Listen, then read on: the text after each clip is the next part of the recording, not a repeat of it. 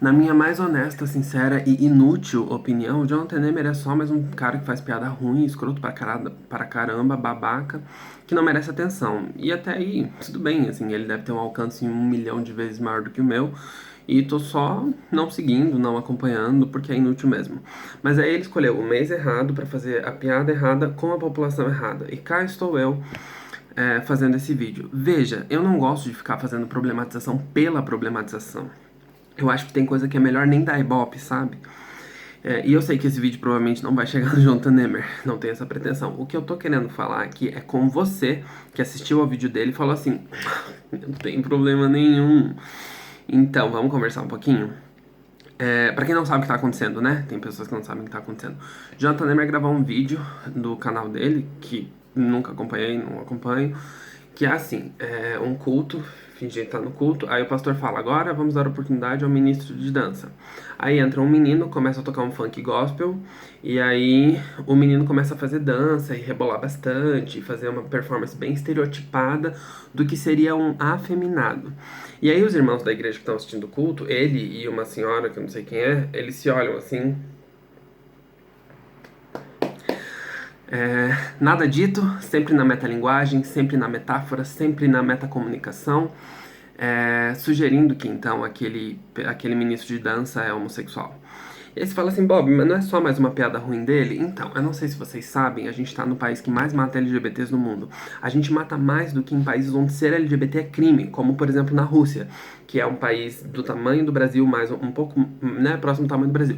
E a gente não mata só em números absolutos, a gente mata também mais em proporção em relação à população. Isso significa dizer que a estrutura do Brasil é uma estrutura LGBTfóbica e que mata pessoas LGBTs por existirem, né? Uma coisa interessante nesse processo é que eu vou contar um pouco da minha história e tentar explicar como esse atravessamento da piada ruim dele tem a ver lá na ponta com a morte de LGBTs. Eu sou Bob, eu tenho 26 anos e olha só, eu sempre fui do Ministério de Dança, que coisa interessante, falo isso com muito orgulho.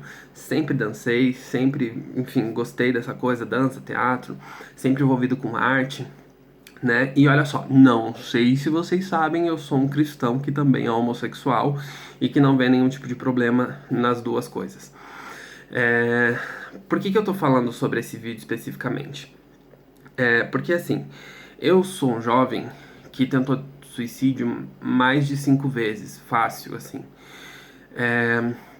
E eu sou um jovem que tentou suicídio porque eu não podia falar nem pros meus líderes, nem pros meus pais, nem pros meus irmãos, nem pra pessoa que eu mais confiava na igreja sobre quem eu era.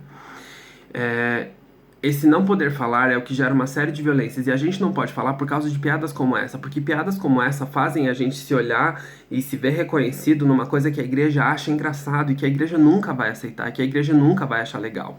Liberdade de expressão não tem nada a ver com opressão. Liberdade de expressão que fere a existência de outra pessoa chama-se opressão, violência e não é legal.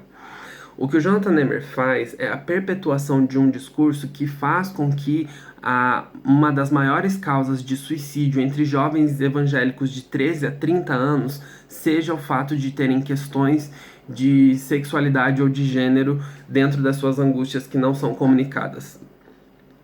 Eu participei de um podcast com o Conflito, e no podcast a gente inclusive eu falo que eu era do Ministério de Dança, o Thales fala que era da ginástica, né? E a gente fala sobre como isso é um problema mais epistemológico, mais dentro do que tem a ver com o que a igreja considera uma masculinidade, uma varonilidade bíblica ou cristã, né?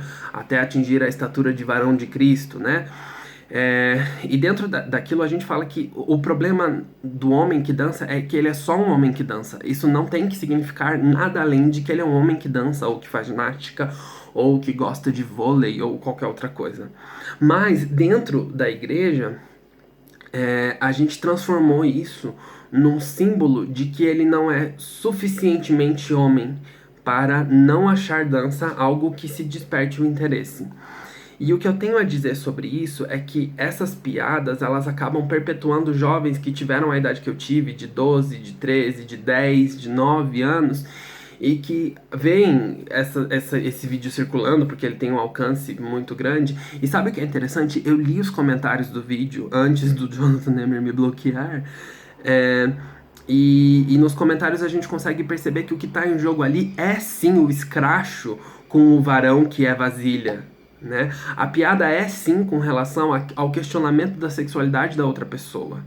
São dois debates que acontecem em paralelo e que se encontram no fim das contas, que é o fato de que, primeiro, homens que dançam são só homens que dançam. E segundo, ainda que esse homem que dança seja um LGBT, a igreja precisava ser um espaço seguro para ele poder falar sobre isso. E olha que aqui eu não estou nem entrando no mérito de se você considera ou não isso pecado, que é uma outra discussão. Enquanto esse tipo de coisa for engraçado, os seus filhos, os seus irmãos mais novos, as suas crianças vão continuar não falando para vocês sobre a identidade delas e vocês, como igreja, vão continuar não sabendo tratar esse tipo de situação. E isso vai fazer com que essas pessoas continuem angustiadas e tentem suicídio como eu tentei um dia. E eu espero que não seja tarde demais para vocês tomarem consciência que essa piada é extremamente desnecessária e sim, ela é LGBTfóbica. E assim, no mês do orgulho LGBT, no mês onde a gente tá falando sobre isso, não dá pra eu simplesmente não passar um pano ou simplesmente não dar ibope. Até porque o ibope já foi dado, vocês já assistiram, já circulou nas redes. Eu não tô aqui fazendo coro com algo que não foi publicado ainda. E aí, pra finalizar, não quero que o vídeo seja longo, o que eu tenho a dizer sobre isso é que, assim, a princípio, o Jonathan Nehmer é uma pessoa cis heterossexual, tem um perfil @namorado do Jonathan, que tem foto dele, que tem imagens dedicadas a ele. Tem, se você procurar @namorado do Jonathan, você vai achar. Mas, vou até fazer igual ele fez no vídeo. Falar nada, não é mesmo?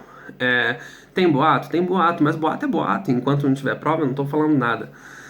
Mas o ponto é que, assim, Jonathan e pessoas que não são LGBTs, se vocês não sabem viver as angústias que a gente vive e lidar com os processos que a gente lida, cabe a vocês escutar o que a gente fala, respeitar e entender que se nós estamos falando que isso é violência, isso é violência. Não são as pessoas cis heterossexuais que definem o que é LGBTfobia. Por isso, parem.